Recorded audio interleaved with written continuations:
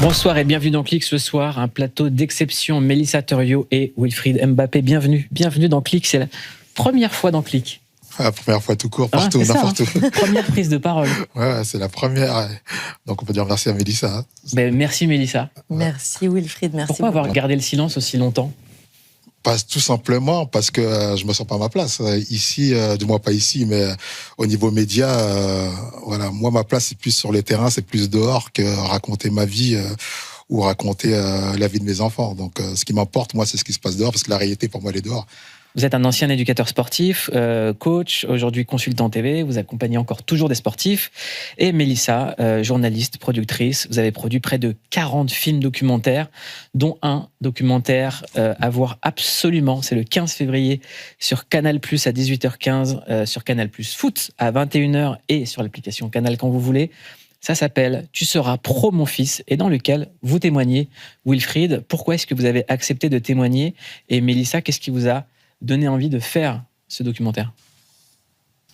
veux répondre d'abord, Wilfried ? Oui, moi c'est simple. Pourquoi j'ai accepté ? Parce que, c'est Mélissa, parce que je me sentais en confiance. Donc pour moi c'est très important, parce que c'est pas un exercice que j'aime faire et que je veux faire. Donc il y a deux choses. Après, c'est un thème que je connais, sur lequel j'ai bossé très longtemps, qui m'intéresse, d'actualité. Donc il y avait beaucoup de choses qui faisaient qu'aujourd'hui j'y étais. Mais la première chose aujourd'hui, c'est la confiance que j'ai en Mélissa et le projet, le documentaire aujourd'hui qui me plaisait.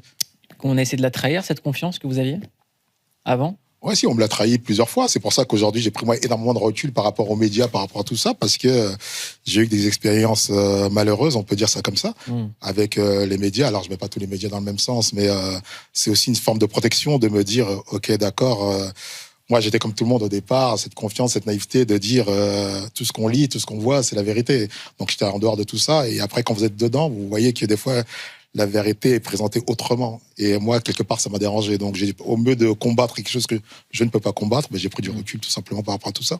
Ce documentaire, Mélissa, il met en exergue plusieurs jeunes qui rêvent d'être sportifs. Comment est-ce que vous les avez approchés et comment c'est né, en fait ?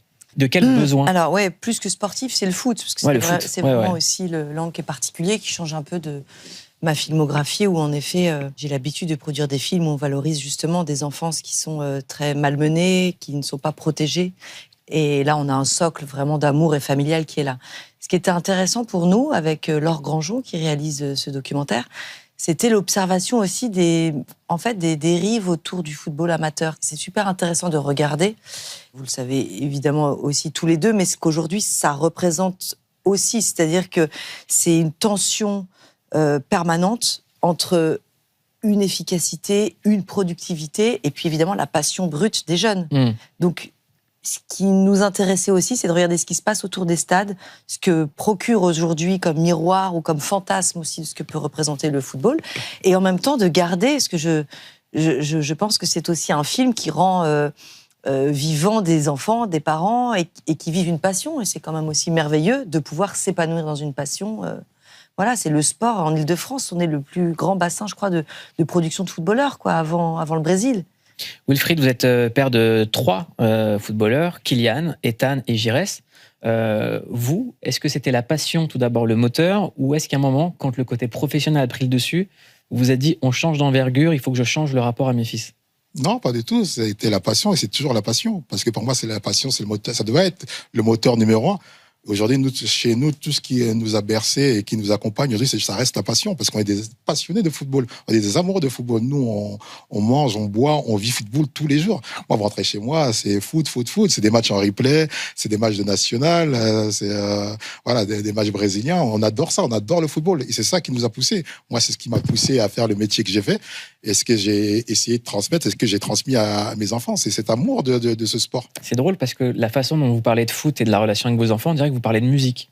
C'est comme si vous faisiez écouter vos disques. Oui, bien sûr. Pour moi, c'est exactement la même chose. Et c'est ce que je dis. Des fois, je dis à tout le monde que c'est une histoire assez passionnée, en fin de compte. C'est-à-dire que s'il avait fait de la musique et j'étais passionné de musique, c'est pas que j'étais, moi, j'adore la musique.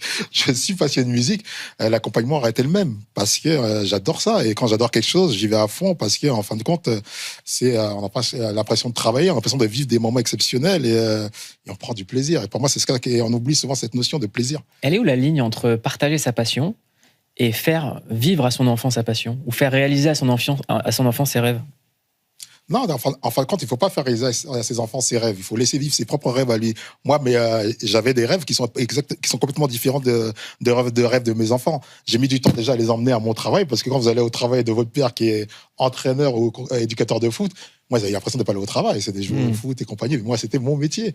Donc, la passerelle a été difficile par rapport à ça, pour moi, de leur faire accepter ça. Mais c'était pas mes rêves à travers eux. Moi, j'avais des rêves qui étaient simples, comme les rêves de n'importe quel père par rapport à ses enfants. C'est qu'est-ce qu'il va faire plus tard, quel va être son boulot. J'espère qu'il sera heureux. Ça se limitait à ça. J'avais pas un rêve qu'il soit footballeur professionnel. Donc ça, c'est leur rêve à eux.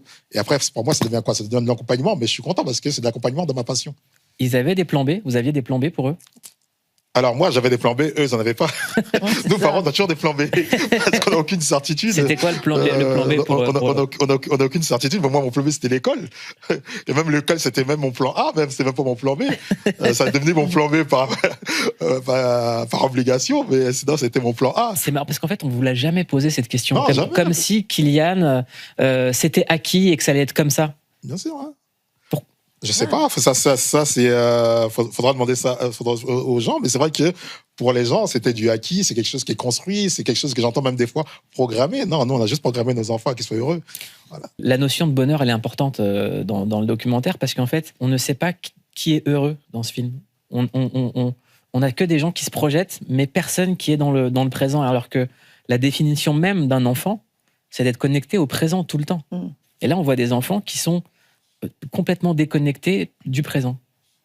Oui, alors peut-être que c'est dans l'angle aussi de Laure qui montre en effet une spirale, une efficacité, une attente d'un parent. Je pense qu'on voit quand même le plaisir qui sont pris par certains enfants. Moi, Lénie, par exemple, à Marseille, me touche particulièrement parce que je sens quand même un enfant qui vit une passion.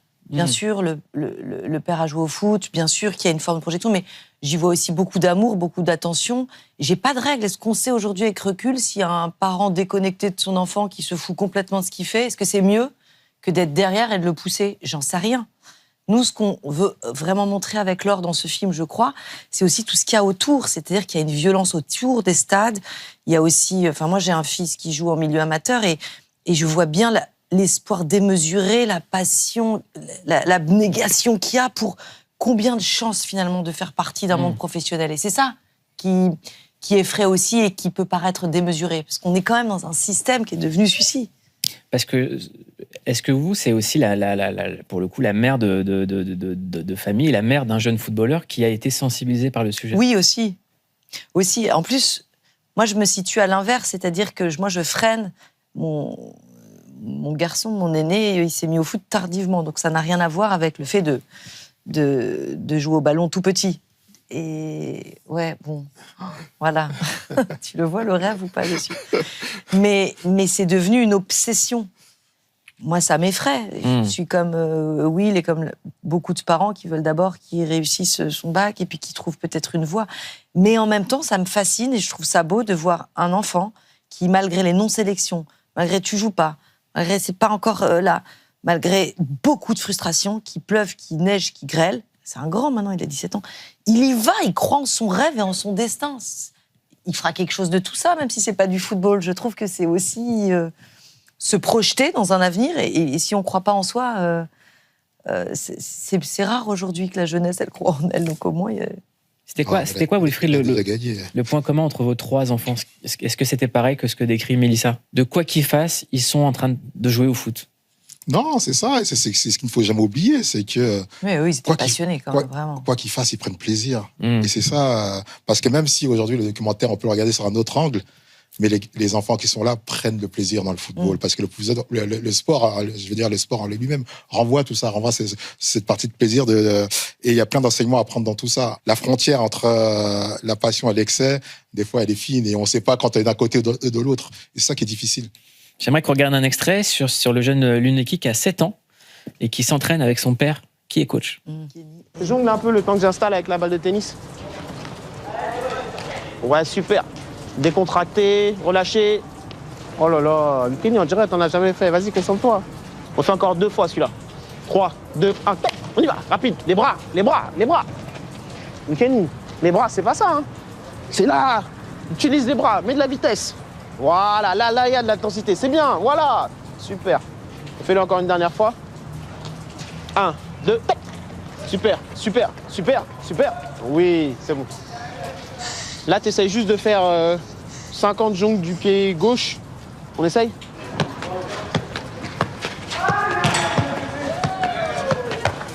La vie du coach père, Wilfried. Très dur, hein. Ouais. Non, très difficile. Très difficile. Moi, ça m'a fait peur. Voilà.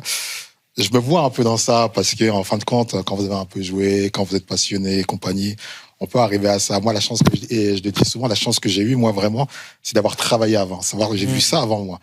Et j'ai eu peur. Pas d'être cette personne, d'être pire que ça. Moi, j'ai eu peur d'être pire que ça parce que je suis passionné, je suis exigeant et compagnie. Et je me vois un peu, je me vois, même si j'ai pas fait ça comme ça, mais je m'y retrouve un peu là-dedans parce que, enfin, ce que je disais tout à l'heure, entre la limite, entre la passion, l'exigence et ce qu'on veut soi, on va arriver à des choses où des fois on a l'impression de maîtriser, mais qu'on maîtrise vraiment plus. Le petit est quand même heureux, on voit qu'il prend plaisir et compagnie. Et c'est ça pour moi qui reste important. C'est pour ça que j'ai pas de jugement à apporter là-dessus. C'est plus de dire, il est heureux et que nous parents, on fasse attention entre la passion, ce qu'on veut, et de la façon dont on l'emmène, ou des fois on pense être dans le vrai. Moi, ce que je vois dans votre regard quand vous regardez cet extrait, c'est que je vous sens nostalgique de cette époque. Ah ouais, si, parce que en fin de compte, c'est quand même une relation que moi j'ai eue, que j'ai vécue, que je n'avais pas, que j'essayais de trouver autrement parce que je travaillais beaucoup. Et c'est mon fils qui m'a emmené à ça, Kylian, et qui m'a dit à un moment, ouais, viens, on va faire des passes, viens, on va faire des... Et c'était plus moi la façon, j'ai vu ça parce que j'avais pas de relation avec lui parce que je partais tôt, je rentrais très tard. Et lui, c'est pareil, il avait école, donc c'est sa mère qui l'emmenait, qui l'a récupéré. Et à un moment, on s'est retrouvés, nous, dans des exercices comme ça. Et c'était moi la seule façon d'être enfin seul avec lui. Et moi, mon plaisir, il était là. C'était même pas de l'entraîner, c'est de me dire, je l'ai que pour moi pendant X temps. Et je pense que je prenais plus de plaisir moi que lui, en fin de compte. Si, lui aussi, c'est sûr. Et lui aussi, parce qu'il avait son père et compagnie. Parce que quand vous êtes entraîneur, éducateur, vous êtes pour tout le monde, sauf là. Même quand je l'entraînais, moi, je n'étais pas là pour lui, en fin de compte. Et c'était ce moment-là. Et on est parti de ça. Mais j'ai toujours fait attention que j'ai toujours ma partie de père, en fin de compte. Pour moi, c'était ça la chose la plus importante. C'est que l'entraîneur ne rentre pas à la maison, parce que quand il rentre à la maison, c'est catastrophique. Pourquoi ? Parce que y a que l'exigence, il y a que des objectifs, il y a que ça qui rentre. Il y a peu d'amour, parce que vous avez un but, c'est que vous voulez atteindre. Mais quel est son but à lui ? Lui, il veut son père, lui. Il veut pas l'entraîneur. Et c'est quand la dernière fois que vous avez eu vos enfants que pour vous ? Ouais, récemment. Si, on était à Marbella, on était en vacances ensemble, tous les trois, ce qu'on n'avait pas fait depuis longtemps. Kylian m'a proposé, ça m'a même étonné. Et ça nous a fait beaucoup de bien, parce qu'on s'est retrouvés à parler de tout et de rien. C'était quand ça ? C'était cet été ? Ouais, c'était cet été, ouais. Nous, on n'a pas parce qu'on a des emplois du temps un peu compliqués, donc on se voit. Mais c'est rare qu'on se voit sur quelque chose qui est différent du football, quoi. C'est ça, en fait, un moment juste de famille. Ouais, un moment juste de famille, où donc on les a à Noël sur des trucs bien précis. Mais c'est vrai que de les avoir, des fois, ce que j'appelle hors du temps, c'est un truc qui n'est pas programmé, de se dire, allez, on y va, on se retrouve, nous, en famille, et on joue, on s'éclate, on rigole, on va parler foot, on parle de foot, on peut parler foot, on parle pas de foot, mais on est enfin le père et ses enfants, quoi, tout simplement. Mélissa, dans le documentaire, il y a cette notion de rêve qui est omniprésente et en fait qui rassure. C'est qu'on pourrait avoir le côté cynique de voir des enfants adultes, alors qu'en fait, ils continuent à rêver, ces enfants. J'aimerais qu'on écoute. C'est quoi ta coupe qui te ferait rêver ? Soit la Coupe du Monde, soit la Ligue des Champions. D'accord. Ou le Ballon d'Or. Ok. Tu vas voir les trois ? Oui. On verra. C'est le père qui rêve aussi fort surtout que Kenny. Pareil pour vous? Non. Vous avez eu la Coupe du Monde. Ouais, moi, j'ai eu énormément déjà. Moi, ça peut s'arrêter demain. Ouais. Je suis le père le plus heureux du monde. Hein. Moi, mes enfants m'ont tellement donné que je n'attends plus rien. Maintenant, j'accompagne et je prends plaisir sur tout. Et moi, ils jouent, entre guillemets, Angers. Je suis le père le plus heureux du monde. Hein. Moi, juste m'asseoir au stade et voir mes enfants dans un stade où on les acclame, et je vois qu'ils sont heureux parce que c'est l'endroit où ils sont le plus heureux. Moi, je suis le père le plus heureux de la planète. Hein. C'était quoi leur rêve à eux trois quand ils étaient petits? Qu'est-ce qu'ils vous partageaient? Alors, ils ont tous eu des rêves différents. Je veux dire que le premier, Jirez, qu'on a adopté, lui, c'était une réussite de vie, quoi. Donc, son rêve, et c'est ce qu'il a réussi à faire, c'était de changer sa vie, réussir sa vie. Et Kylian, c'est un passionné, c'est des rêves de grandeur, c'est des rêves de ce qu'il a fait, ce qu'il continue à faire aujourd'hui. Donc, lui, il avait ses rêves de devenir le plus fort, le meilleur. Et voilà. Ethan, c'est encore différent. C'est un passionné qui est arrivé tard parce qu'il a été accompagné plus par ce qu'avaient fait ses grands frères. Voilà, donc il y est arrivé dessus. Il aimait le foot et c'est avec le temps qu'il a adoré le foot. Donc aujourd'hui, lui, il a aussi ses rêves qu'il accomplit aussi petit à petit à Lille et le papa, il en est fier, quoi. Est-ce qu'il y a des moments où vous avez détesté le foot? Vous en avez voulu au foot? Oui, bien sûr. Oui, bien sûr. Bien sûr, cet harcèlement quotidien et compagnie, j'ai détesté le foot pour ça. J'ai détesté le foot aussi par rapport à des fois de l'injustice, mais ça, c'est normal. L'injustice, il y en a partout autour de nous. J'ai détesté aussi le foot par rapport au regard qu'on avait sur mes enfants. Mais j'adore le foot. Ça, j'ai détesté le foot, c'est une partie infime en fin de compte de ce que ça m'a renvoyé. J'ai détesté des moments, mais ce qui n'a pas fait de ce que je pense du foot, ce que je pense du sport en général. J'adore le foot et rien ne me fera détester aujourd'hui le foot, parce que le foot est mon essence à moi.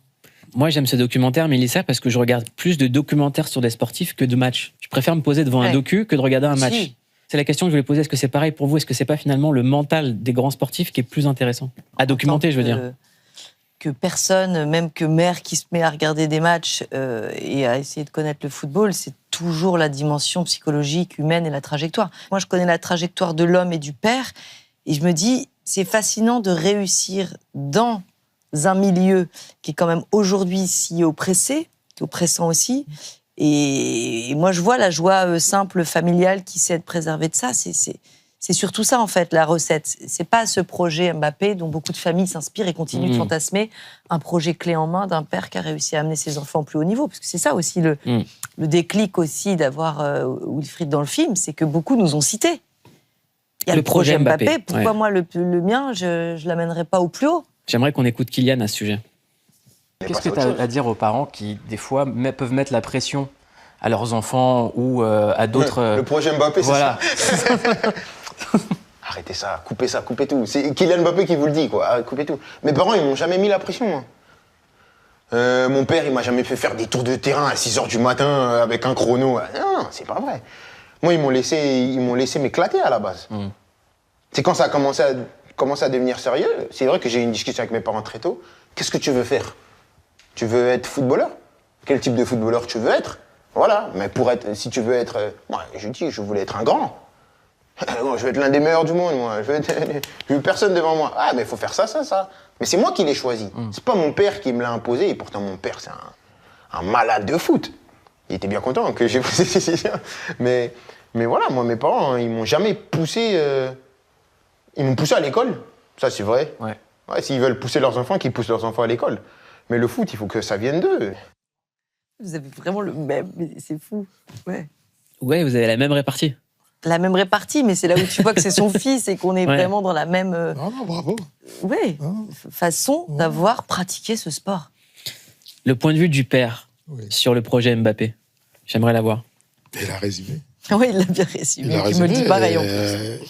Et moi, je rejoins tout à fait ce qu'il vient de dire, c'est que le projet Mbappé, c'est quoi le projet Mbappé? C'est un père qui accompagne son fils sur un rêve, sur une activité, sur une profession. Mais on le fait tous. On a tous des projets Mbappé alors. Parce que le projet Mbappé, c'est ça, c'est uniquement ça. C'est pas, moi, je me suis pas, il a raison, je ne l'élevais pas à 6h du matin pour faire des tours des terrains, je faisais pas des entraînements supplémentaires, j'ai pas fait tout ça. Des fois, je croise des parents sur les terrains, ils me disent, ouais, je fais comme vous, ils sont en jean, un sifflet à la main, en chemise, et en train de faire des tours de terrain, des abdos, des frappes. J'ai pas fait ça, moi. Je sais pas, c'est quoi ce mythe? Je n'ai pas fait ça. Alors, donc, vous faisiez quoi? Je le dis ouvertement. Le père Williams, il faisait ça. Ouais, mais chacun fait. Voilà. Il n'y a pas une méthode. Sinon, on ferait tous la même méthode. Il n'y a pas une méthode. Moi, j'avais un accompagnement qui était l'accompagnement d'un père. Et voilà, et c'était de l'amusement, amuse-toi. Et il a raison. Et à un moment, quand ça devient sérieux, mais vous apportez d'autres choses, parce qu'il va en faire son métier. Donc, vous asseyez avec lui et vous lui posez des questions. Et s'il vous dit, je vais être le meilleur, pour être le meilleur, des choses à faire. Mais c'est parce que vous les faites que vous devenez le meilleur. Et on va revenir toujours à la chose. Il y a aussi une partie mentale. Voilà. Est-ce que vous êtes fait pour être le meilleur? Parce que tout le monde n'est pas fait pour être le meilleur. Tout n'est pas fait à supporter tout ce qu'il faut supporter pour être le meilleur. Aujourd'hui, moi, quand je le vois, je me lève, j'applaudis parce que il a vécu des choses aujourd'hui que même moi, je ne sais pas si j'aurais été capable de les vivre. Lesquelles, par exemple? Voilà, tout ce qui vit tous les jours, 24/24, toutes les heures, toutes les secondes, on parle de lui. Qui est prêt à ça? Personne. J'entends les gens, oui, il a été programmé. Mais c'est quoi être programmé? J'arrive pas à comprendre. Comment on l'a fait pour le programmer? Non, c'est parce qu'il a cette force de caractère. Alors, c'est sûr, moi et sa mère, on lui a transmis certaines choses. L'éducation lui a transmis certaines choses, l'amour qu'on lui a donné et compagnie lui a transmis certaines choses, mais c'est sa force aussi. Mais cette force aussi là, parce que nous, on a emmené du calme autour de lui à chaque fois. Même dans les échecs, on est là parce que c'est un jeu pour nous. Pour moi, c'est un jeu, c'est un sport. Ce n'est rien d'autre. Et on en fait aujourd'hui quelque chose d'exceptionnel. On dirait que le football est devenu la chose la plus importante au monde. Tout le monde donne son avis, ça fait la une partout. Pour moi, ça reste un sport et un jeu. Hein. Vous pensez qu'on l'a déshumanisé, Kylian? Non, pas du tout. Je pense que quelque part, il s'est protégé, comme moi j'ai fait. C'est qu'à un moment, vous mettez une coquille autour de vous et les gens voient que votre coquille. Parce que c'est ce qu'on montre. Ouais, mais on est tout à l'intérieur de cette coquille. Heureusement qu'on garde notre part d'humanité, parce que sinon, si on perçait, il nous reste quoi? Qu'est-ce qu'il nous reste? Rien, pas grand-chose.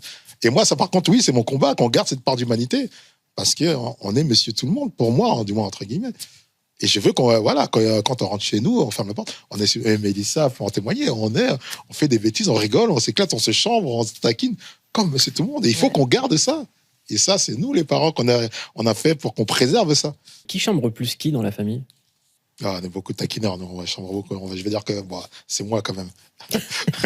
Ouais, parce qu'il dirait la même chose. C'est le plus grand des moqueurs. C'est moi quand même. Et ça aussi été notre moteur, parce que les parents, quand vous faites un mauvais match, moi j'ai vu des scènes où le père marche 15 mètres devant, le petit 15 mètres derrière, et ça tire la tronche. Moi je vais le chercher, je chambre son match, je rigole, je détends le truc, parce que ça reste que du sport. Ouais, le plus lourd, c'est la déception du parent sur un échec, ou sur une mauvaise perf. C'est ça qui fait le plus mal. C'est pas d'accompagner. Il y a la marchandisation de l'éducatif aujourd'hui. Il y avait peut-être pas ça à l'époque, mais regarde le coaching privé, les académies. Il y a des gens, ils font des prêts pour mettre le maximum de dispositifs autour d'un petit... Qu'est devenu le football? La réussite sociale. Oui, c'est un vecteur d'émancipation. Et c'est ça, c'est contre ça que moi j'essaie de me battre. Sans jugement, parce qu'on ne peut pas juger quelqu'un, on ne sait pas. On ne connaît pas les problèmes familiaux qui sont, on ne connaît pas sa situation familiale. Moi, j'ai entraîné un club, j'étais responsable d'un club pendant X temps. J'avais des fois des éducateurs qui disaient « Ouais, mais elle est partie pourtant, ouais, elle a fait ceci. » Tu ne connais pas sa vie. Porte pas de jugement quand tu ne connais pas la vie des gens. Parce que c'est facile. De l'extérieur, c'est facile. On peut tous le faire. Si tu veux porter un jugement, apprends à la connaître. Et je pense que ton jugement, il va changer. C'est pour ça que moi, je porte aucun jugement, parce que je ne connais pas les gens. C'est parce que les gens ils vous renvoient que ce prétexte, vous les connaissez. Non, je ne les connais pas. Quand je vais les connaître, je m'intéresse à eux. Ça, c'est des phrases qu'on affirme quand on a été soi-même victime de jugement. Oui, bien sûr, oui. Mais on l'a été. C'est lequel qui vous a fait le plus mal ou le plus injuste? Non, mal, non, parce que moi, je prends du recul dans ça. Donc, mal, je dirais pas, non, il y a des choses qui vous touchent et compagnie. Ce qui me touche, en fin de compte, c'est pas trop ce qu'ils disent, ce qu'ils ont dit. Ce qui me touche, c'est plutôt la réaction des gens que vous aimez, de vos proches. Moi, ce qui me faisait mal, c'était la réaction de ma mère. Ouais. Nous, notre cercle, ça va, on le vivait plus ou moins bien, on en rigolait, on déconnait. Des fois, même, c'était marrant, donc on en rigolait. Des fois, il y a des gens, ils disent des trucs, ils ont l'impression que c'est dur, mais ça nous fait rire, nous, parce qu'on connaît la vérité. Mais moi, ce qui me touchait, c'était des fois parce que ma mère, c'est l'ancien temps, c'est que quand elle allumait sa télé, pour elle, tout ce qui sort de la télé, c'est la vérité. Donc, elle ne comprenait pas. Donc, il fallait lui expliquer que non, c'est pas la vérité. Et si tu veux la vérité, appelle-moi. Je suis ton fils, pourquoi tu m'appelles pas? Tu auras la vérité. J'étais à 2 doigts, moi, de rentrer chez elle, de couper le fil de la télé pour qu'elle puisse voir ce qui se passe. Maintenant, ça va beaucoup mieux parce qu'elle n'en regarde plus, quasiment plus. Mais avant, elle regardait tout, elle lisait tout, et pour elle, c'était une fierté. C'est vrai que la première fois que vous avez votre une dans un journal, ma mère, c'est le plus beau jour de sa vie. C'était plus, moi, c'est plus ça qui me touchait, c'était de voir comment ma mère, elle vivait ça, dans l'état où ça la mettait, que ce que les gens disaient. Parce que je prends vachement de recul dans tout ça, moi. Mélissa, j'ai la même question. Qui est-ce qui chambre le plus à la maison? Mon fils, plus gros des chambreurs. C'est lui qui vous Pas de bat, répartie. Ouais. Ouais, il est meilleur que son père et tout. Il y a aussi un aspect que les jeunes ont compris qui n'existait pas à l'époque où vous étiez le coach de vos 3 fils, c'était la communication. Dans le documentaire, on voit une mère déjà montrer à son enfant comment faire un TikTok. Regarde. Chez nous, c'est un travail de famille d'accompagner Mohamed donc dans son travail de joueur pro, notamment sur le montage des vidéos, sur TikTok. Et la deuxième que tu m'as envoyée, il faut que je la mette à la fin, c'est ça, tu m'as dit? Il est bien, ce son.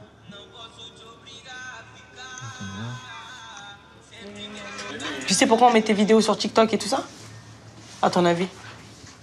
Pour qu'il y ait des vues, pour que les gens ils suivent un peu ce que tu fais en dehors du club, en fait. Il y a des vues, il y a 8 vues. Déjà? Oui. Mais c'est bien. Content? Et le but, c'est de monter un peu plus haut. Il y a 8 vues. Ouais, mais parce que c'est d'autres codes et que Foulag, elle pense qu'elle l'encourage de cette façon et qu'elle est fière de lui. Évidemment qu'on le reçoit, nous, autrement. Parce que là, on voit que le petit, même lui, TikTok, il comprend pas. Ouais, il a 12 ans. Il fait confiance à son oncle, sa maman, qui savent pour lui. Donc c'est ça, cette frontière, en fait. Cette difficulté, peut-être, d'accompagner, d'aimer, de penser au mieux. Et en même temps, il n'a pas besoin de ça, je pense pas mettre dedans. Est-ce que la communication, c'est quelque chose qu'il faut apprendre à maîtriser très tôt? Non. Pour moi, non. Non, parce qu'il faut rester dans quelque chose de terre à terre. Le football, le jeu, le plaisir, stop. Pourquoi vous avez besoin de communiquer à qui, à quoi, pourquoi faire? Non. Maintenant, après, il faut vivre avec son temps. Moi, c'était pas mon temps à l'époque. Aujourd'hui, on vit avec les réseaux que moi, je n'ai pas et je me porte très bien. On vit avec les réseaux, il faut vivre avec son temps. Donc, voilà. Après, qui est le plus fier aujourd'hui? La mère ou le fils? On revient toujours à la même chose. Hein. Vous, les réseaux, c'est quelque chose où vous tenez à distance? Ouais, je me tiens à distance. Pourtant, c'est quelque chose que quand ça arrivait, j'ai trouvé ça très bien. C'est-à-dire qu'aujourd'hui, n'importe qui peut faire sa propre publicité, dire j'ai fait ça et compagnie, et j'ai trouvé ça. Mais j'ai vite vu les dérives. Et je voulais pas y participer. C'est ça qui est fort. Et quelle protection aujourd'hui? Et aujourd'hui, je ne sais pas ce qui se dit, je ne sais pas, voilà. Et je me porte très bien ça. Une qualité de vie. Vous avez tellement de chance. Ouais. Je veux bien croire. Ouais. Quand je vois des fois ce qui s'y passe et comment ça met l'état de certains, je dis, je suis bien content de ne pas y être. Vous leur interdisez des fois le téléphone? Non, pas du tout. Non. Comme j'ai dit, il faut vivre avec son temps. Ouais. Voilà, il faut juste faire attention à ce que vous y mettez, faire attention à comment vous recevez les messages et prendre de la distance et se dire que c'est une minorité, c'est pas la vraie vie.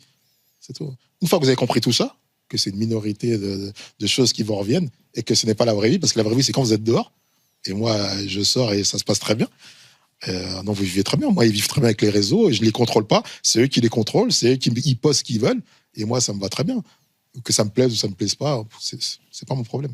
Au-delà de l'aspect communication, les réseaux, pour plein de footballeurs professionnels, c'est devenu une manne financière parce que c'est ce qui attire les marques et notamment les marques de luxe qui ne s'intéressaient pas aux joueurs de foot avant.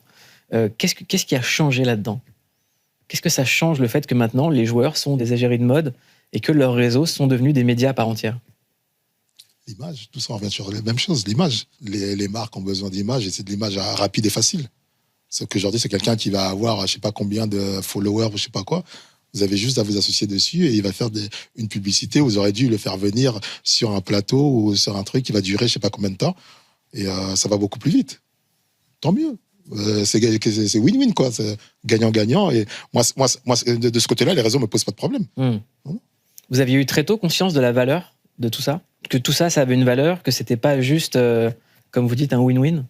Non, sa mère, oui. Sa mère a eu conscience très tôt que c'était important, que s'associer aux marques qu'on veut, c'était important. Avoir un chemin bien tracé, c'était important. Parce que ne pas faire, je ne veux pas dire avec n'importe qui, n'importe quoi, mais c'est quasiment ça. C'est avoir une feuille de route, quoi. C'est-à-dire qu'à un moment, on a eu... à dire oui, les paris sportifs. Mais moi, j'ai une vraie histoire avec les paris sportifs.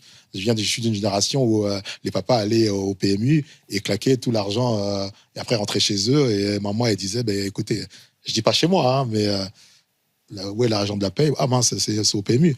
Donc aujourd'hui, moi, j'ai une vraie histoire avec ça. Je me voyais mal que mon fils représente les paris sportifs. Mais j'ai pas dit que ce n'est pas bien. Ça, chacun fait ce qu'il veut. J'ai pas de jugement là-dessus. C'est que moi, j'ai une plaie ouverte avec ça. Et c'est une question de valeur, c'est uniquement ça. Vos enfants, ils ont grandi avec cette plaie ouverte ? Oui, bien sûr, oui, parce que vous transmettez ce que vous avez vécu. De toute façon, moi, je dis souvent que vos enfants ont une partie de vos blessures. Hein. Il y a un extrait que j'aimerais qu'on regarde. C'est un extrait où il y a un personnage qui arrive tôt ou tard dans la vie d'un footballeur, c'est l'agent. Et il y a une discussion entre un jeune et un agent. L'accompagnement d'un joueur mineur, il est réglementairement très encadré, d'accord ? Donc on ne fait pas n'importe quoi avec un joueur mineur. Les contrats sont signés avec les parents. Ce sont des contrats dans lesquels il n'y a aucune rémunération. Et l'idée, c'est d'essayer de te donner au maximum les clés pour comprendre cet univers. Ce qui va m'importer, c'est ce que toi, tu as envie de faire, en fait. Mon objectif principal, c'est signer pro. D'accord. C'est avoir le sport-études pour pouvoir faire le foot et l'école en même temps. Ouais. Parce que mon père est très exigeant sur l'école. Il a raison. Franchement, après, il n'y a pas d'autre chose que je veux dire. Hein. Un club que j'ai de cœur, le Real Madrid. Et voilà. Et tous les joueurs ont rêvé. Hein. Le rêve fait partie du jeu. Comme je le dis souvent, j'ai pas la boule de cristal. C'est-à-dire que je peux pas m'asseoir ici aujourd'hui avec toi, avec ton papa, et dire, voilà, oui, j'ai vu jouer Lenny, quand je sais, et à son sujet, je sais. Non, je peux pas dire ça parce que je sais rien, en fait. Mélissa, je trouve que c'est une des scènes les plus dingues du documentaire parce qu'on la voit jamais. Pas d'avoir réussi à les convaincre aussi, quand même, ça n'a pas été Comment simple, vous avez fait ? Alors, Laure, d'abord, ça fait très très longtemps qu'elle est en lien avec les familles, les 3 familles qu'on suit, et ça, on lui doit ça. Et j'ai réussi à convaincre cet agent de me faire confiance, de lui montrer aussi ce que je garderais. Je travaille toujours en bonne transparence aussi, parce qu'il était très craintif et qu'en général, évidemment, c'est totalement confidentiel. Bon. On lui a donc montré des passages qui sont les siens. Mais je trouvais intéressant d'être vraiment sur une première rencontre. C'est pour ça que je lui ai dit, faites-moi confiance, si ça vous va pas, on jette. Et puis je le monte pas. Mais commencez la rencontre avec un jeune. Parce que c'est vrai que ça rejoint ce que tu dis. C'est-à-dire, en fait, c'est quoi du coup l'accompagnement ? Puisque c'est un mineur, il peut pas y avoir de contrat, t'es pas rémunéré. Mais du coup, quelle étape ? Tu vois, de quelle façon tu vas rendre plus visible cet enfant ? C'est un questionnement en fait sur un début de carrière. Il y a aussi, moi je trouve ce qui est le plus intéressant dans ce qu'il dit, c'est quand il dit je peux rien promettre, j'ai pas de boule de cristal. Et d'ailleurs, il a pour l'instant, Lenny, là il fait des essais au centre de formation de l'OM. Je croise les doigts pour lui. Mais ça, c'est, je crois, c'est les clubs qui ont repéré entre eux. C'est pas forcément passé par. Et en tant que maman, pas productrice, agent. Vous l'avez vécu, ce moment où il y a un agent qui vient très jeune pour voir votre fils ? Non, c'est son rêve, lui, qui est un agent qui se déplace. Même s'il sait maintenant que quel est non, il en rêve, lui. C'est moi son agent. Je t'ai déjà dit, c'est moi son agent. On vient de faire un deal en direct dans Click. Vous avez un papier, un stylo Très bien, on le signe tout de suite. Voilà, je prendrai ma com, évidemment. Avec grand plaisir. Il y a aussi un moment bouleversant dans le documentaire, c'est quand Wilfried, vous parlez du sacrifice de ce que ça représente de voir votre enfant quitter le foyer à l'âge de 13 ans. Après, le sacrifice, c'est quoi ? C'est de perdre ton enfant à 13 ans. C'est-à-dire que dès 13 ans, il est parti, il n'est plus jamais revenu.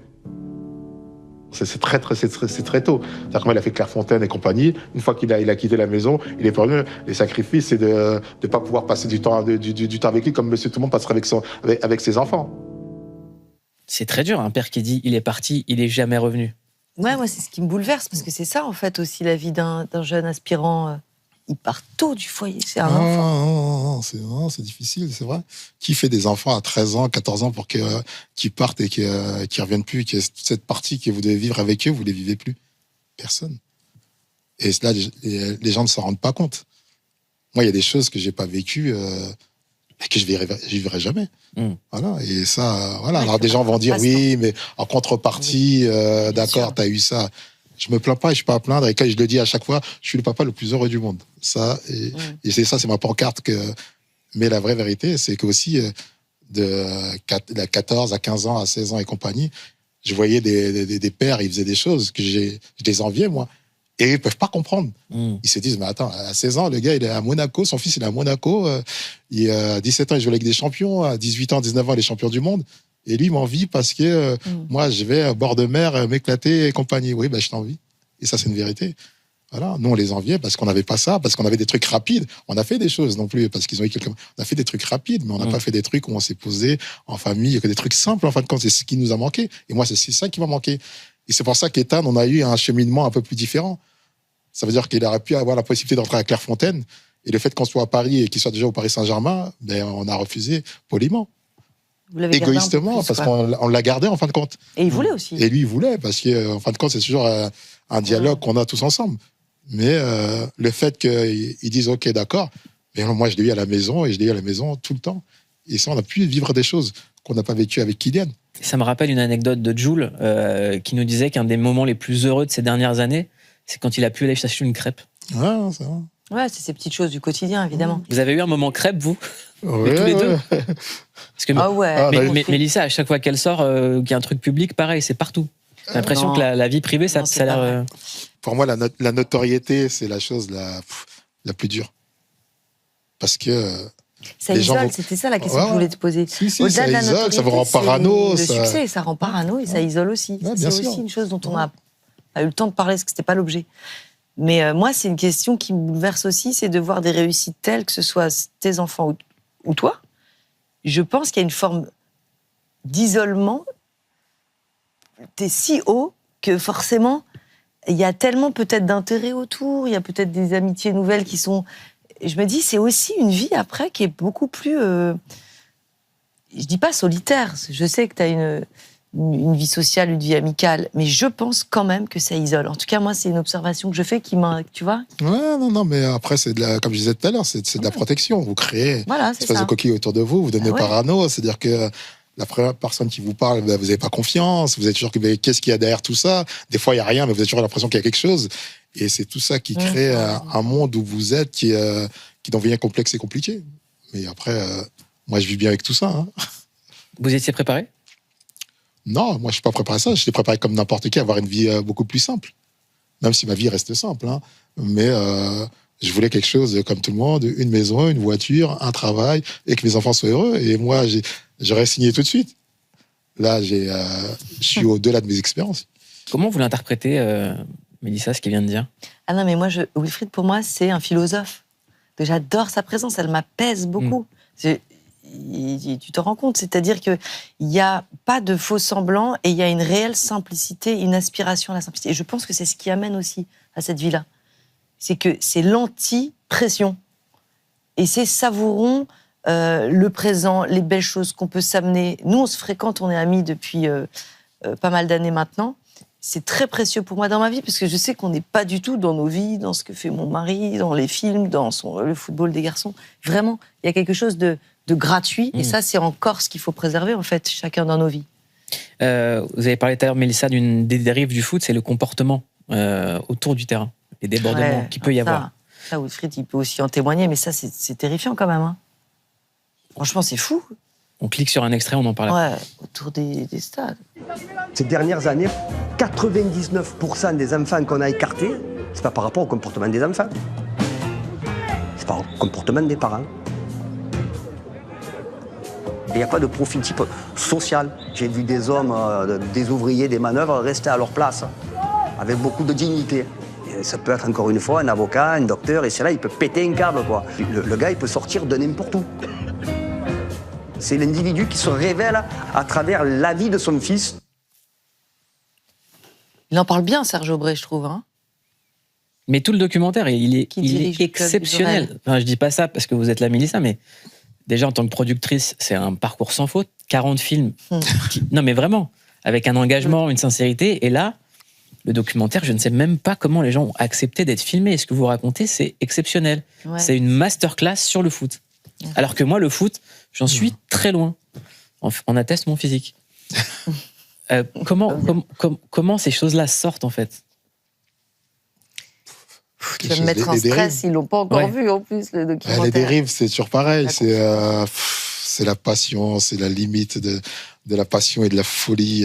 Voilà. Et je le dis à chaque fois, cette limite, elle est très, très fine. Mais moi, je le dis facilement, je tire un chapeau à ces éducateurs-là, parce que mais c'est très difficile aujourd'hui. Aujourd'hui, quand je vois des fois des faits divers, des entraîneurs qui prennent des coups de... Il y en a qui a pris un coup de couteau, un autre qui en a brûlé sa voiture et compagnie. Alors moi, j'ai eu des soucis à mon époque, on n'en était pas là, on était très loin de tout ça. Et Dieu sait que nous aussi, il y avait aussi la réussite sociale qui était là, mais là, on est monté dans le level encore. Là, on va encore beaucoup plus loin. C'est quoi la prochaine étape? Qu'est-ce que ça va être la prochaine étape?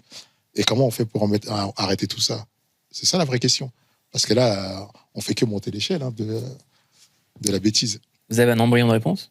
Non, pas du tout. Je ne l'ai pas parce qu'il y a plusieurs facteurs. S'il n'y avait qu'un seul facteur, on travaille dessus et c'est facile. Il y a plusieurs facteurs. Et on est tous responsables. C'est quoi les facteurs? Les facteurs, aujourd'hui, c'est qu'on voit que la réussite. Qui parle d'échec? Il y a combien de personnes qui vont être aujourd'hui footballeurs? Combien ils sont? L'autre facteur, il faut arrêter que ce soit la réussite sociale.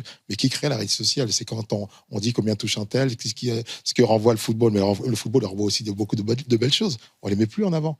Qu'est-ce qu'on met en avant aujourd'hui? On met en avant ce que touche le joueur, on met en avant ce que ça rapporte, on met en avant sa voiture, on ne met plus en avant le plaisir que tout simplement de jouer devant 50 000 personnes. Le plaisir de rentrer avec une fierté avec tes parents qui sont dans la tribune et qui sont fiers de ça. C'est ça qu'il faut mettre en avant, c'est tout ça. Et de dire aujourd'hui, c'est parce que tu n'es pas footballeur que tu n'es pas heureux. Moi, je ne suis pas footballeur professionnel. Alors les gens vont dire oui, mais je ne rêvais pas d'être footballeur professionnel. Et j'avais des rêves qui étaient autrement et j'aurais été heureux aussi. C'est ça qu'il faut mettre en place, c'est-à-dire qu'il n'y a pas qu'une seule réussite. Et ce qui est bien aujourd'hui, c'est que quand il dit à la fin, là, en fin de compte, c'est le rêve des parents. Et ça, encore, vous renvoyez tellement quelque chose à votre enfant qu'il devient votre ticket de loto, qu'il ne lui reste plus qu'une seule issue, en fin de compte. Tu vois, ils en viennent peut-être à priver le gamin de son club si le père ou la mère va trop loin. Donc je comprends qu'il faut arriver à réglementer, mais est-ce que c'est ça la solution?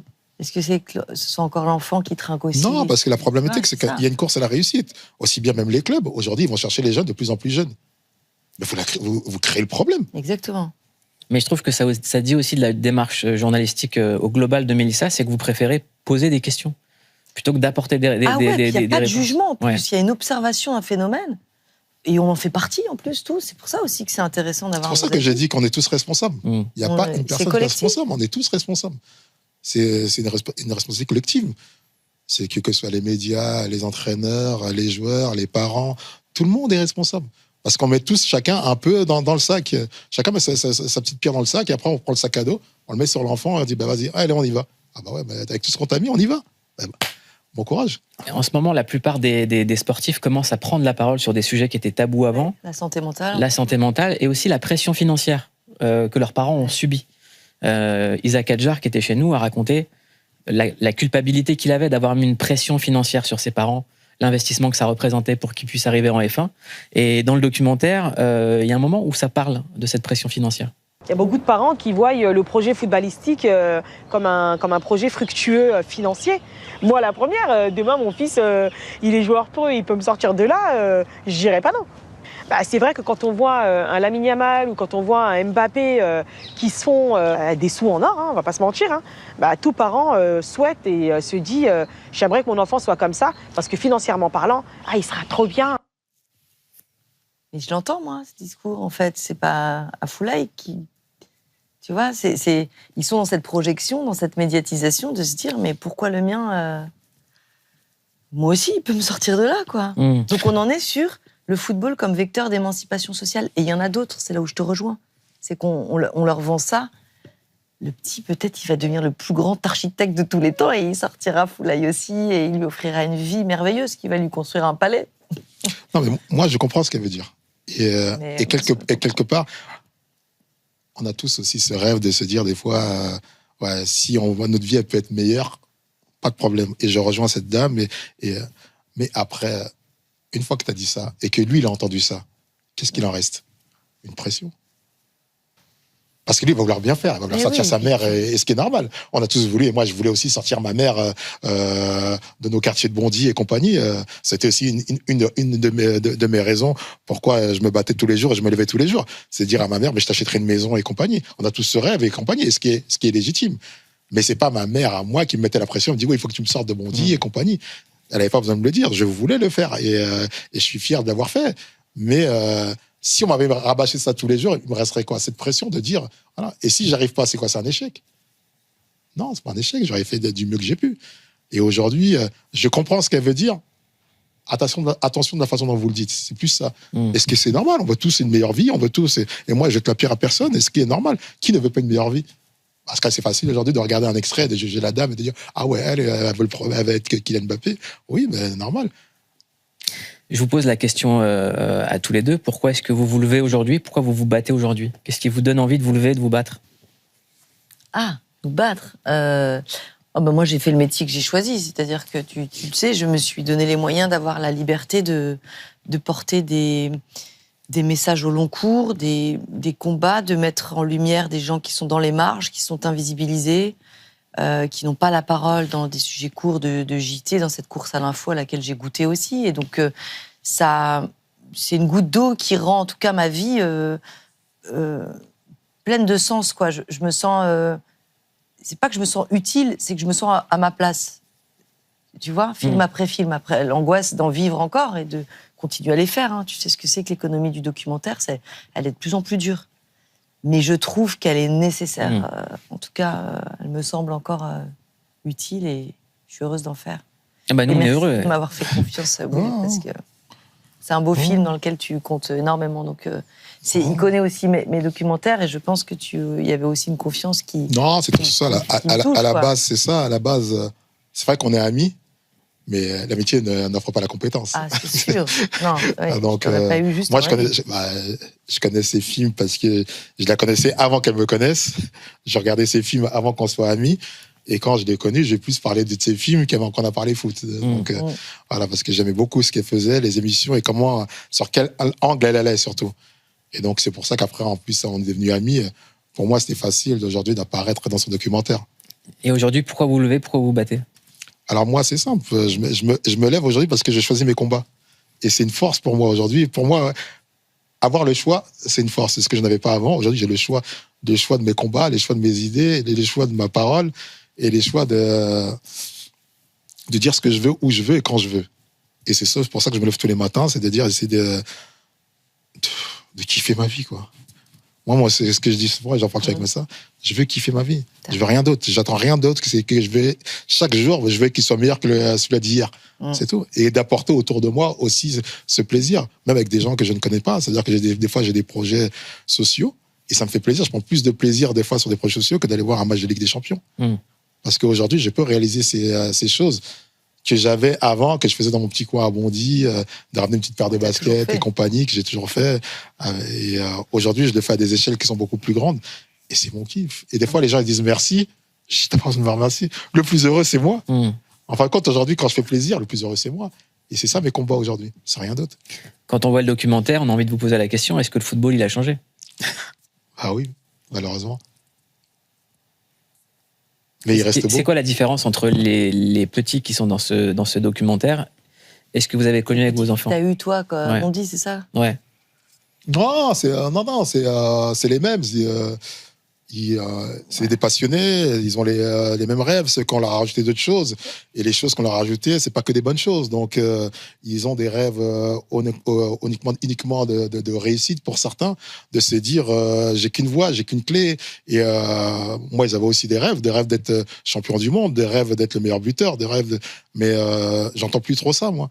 J'entends plus, je veux sortir maman, je veux sauver ceci, je veux gagner ceci. Et c'est ça qui me dérange.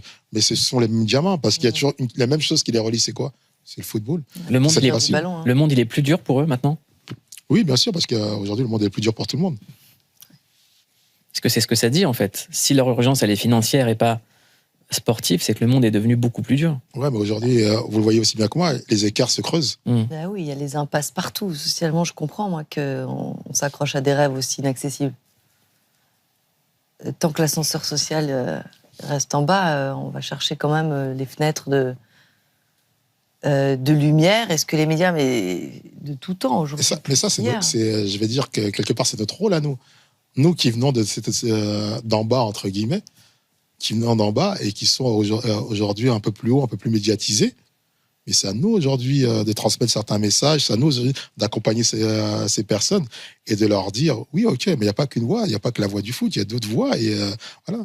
Moi, j'avais du mal avant quand on venait chez moi à Bondy et qu'on avait l'impression qu'on faisait que des footballeurs ou des rappeurs. Même si j'étais fier de dire qu'on a un super footballeur ou un super rappeur. Mais je voulais aussi qu'on dise, oui, on a une personne qui s'appelle Amidi, que vous connaissez, qui vient de chez nous, qui produit des films, qui a fait des films et compagnie. Moi, j'ai des gens de chez moi qui sont docteurs, qui sont médecins, qui sont avocats. Et je voulais en parler, de dire, oui, d'accord, je suis content qu'aujourd'hui, il y ait des footeux et qui représentent, parce qu'aujourd'hui, médiatiquement, c'est plus puissant. Mais je suis content de dire qu'aussi chez nous, dans des conditions difficiles, on sort aussi des avocats, on sort aussi des docteurs, on sort aussi des personnes qui font des grands films. Bah voilà, ça fait du bien de vous entendre. Il devrait parler plus. Non, moins. Merci beaucoup, Mélissa. Merci, Wilfried. Avec plaisir. Il faut absolument cliquer sur ce documentaire. On devait parler de plein de choses. On devait parler de Mobland, votre série préférée. On devait parler des Sopranos. Mais en fait, on n'a parlé que du meilleur documentaire. Et c'est Mélissa Thoriot qui l'a produit. Merci, Mélissa. Voilà. Ça s'appelle Laure Grangeon avec Wilfried. Merci, Mouloud. Tu seras pro, mon fils. Et c'est à voir quand vous voulez sur l'app Canal. On clique fort. Merci beaucoup. Merci beaucoup. Merci. Merci. C'est Mélissa Thoriot. On est sur Click. Abonnez-vous.